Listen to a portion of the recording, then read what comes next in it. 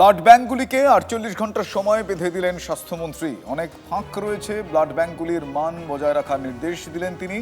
মান এবং মান্যতা সহ ডাক্তারকে পাঠাতে হবে। ব্লাড ব্যাংকগুলোকে ঠিক ভুল বুঝিয়ে দিলেন স্বাস্থ্যমন্ত্রী শারদত্ত মুখোপাধ্যায়।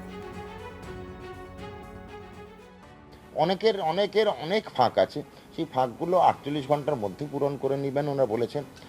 যেখানে যেখানে ওরা পরিষেবা দেননি, যেখানে যেখানে সঠিক মান আছে, মান্যতা আছে, এমন ডাক্তারবাবুর ব্যবহার বা পরিষেবার দরকার ছিল করেননি, এর থেকে আমি আর কোন ভালো ভাষায় বলতে পারবো। তো মান এবং মান্যতা সম ডাক্তারকে পাঠাতে হবে, সেটা ওনারা মেনে নিয়েছেন। ওনা এই ব্যাপারের অমান্য করবেন না সেটাও বলে দিয়েছেন। এই কতগুলো জিনিস আমাদের সঙ্গে কাজ করলে এবং লিখিত রূপে জানালে আমি ম্যাক্সিমাম 48 ঘন্টা সময় দিয়েছি। এটা 48 ঘন্টাও লাগে না, 8 ঘন্টাও লাগে না, 8 মিনিটে লিখে দেওয়া যায় যদি সবাই এটা করে থাকে। ডেকে বোঝালাম যে কোনটা কোনটা ভুল হয়েছিল, তো সেটা ওরা বলেছে আর জীবনও এই জিনিস হবে না। ভালো কথা, কিন্তু নজরদারি থাকবে। নিয়োগ নিয়ে বাম তৃণমূল দুপক্ষকেই আক্রমণ মুখ্যমন্ত্রীর। বললেন সিপিএম স্কুলে কেডার রুকিয়েছে, তৃণমূল চাকরি বিক্রি করেছে, বিজেপি স্বচ্ছতার সঙ্গে নিয়োগ করবে, আশ্বাস মুখ্যমন্ত্রীর।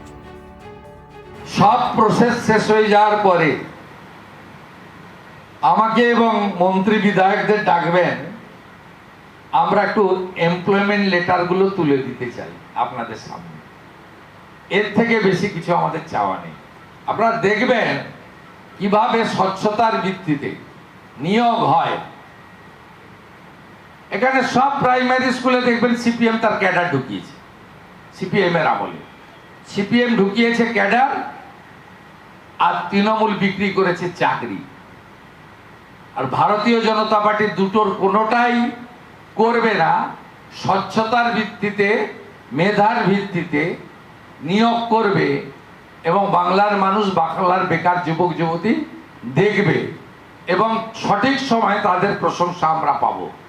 3 মাসের সরকারের কাছ থেকে এর থেকে বেশি কিছু আপনি শুনতে পারবেন না।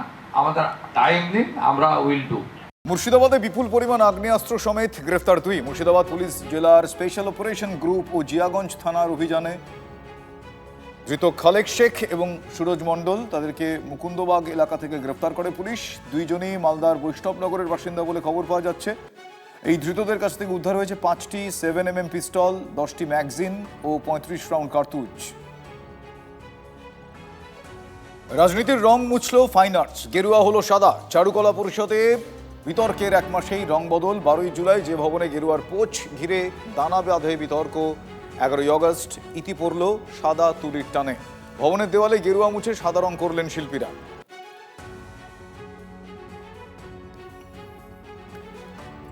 এই একাডেমির সঙ্গে যারা যুক্ত, শিল্পগত কাজকর্মের ক্ষেত্রে যারা যুক্ত, ফাইন আর্টসের বিভিন্ন লোকজন আছেন, আমরা যারা থিয়েটার করি, এই মঞ্চটাকে ব্যবহার করি, তারা সবাই মিলে এটার বিরুদ্ধে প্রতিবাদ জানিয়েছিলাম। সেইটার জন্য আমরা একটা সময় দিয়েছিলাম, সেই সময়টা পেরিয়ে গেল, কিন্তু কোনো কিছুই হলো না।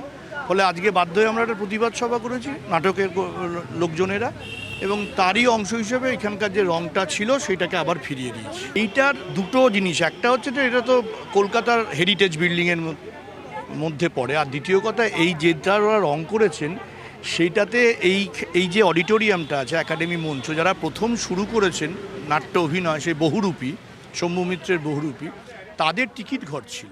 পরবর্তীকালে ওটা না হয়ে এইখানেই হয়, এবং ওটা অব্যবহৃত ছিল না। এখানকার যারা স্টাফ তারা ব্যবহার করতেন নানাভাবে, ফলে ওটা টিকিট ঘর হিসেবে আর ব্যবহার হতো না সেই অর্থে।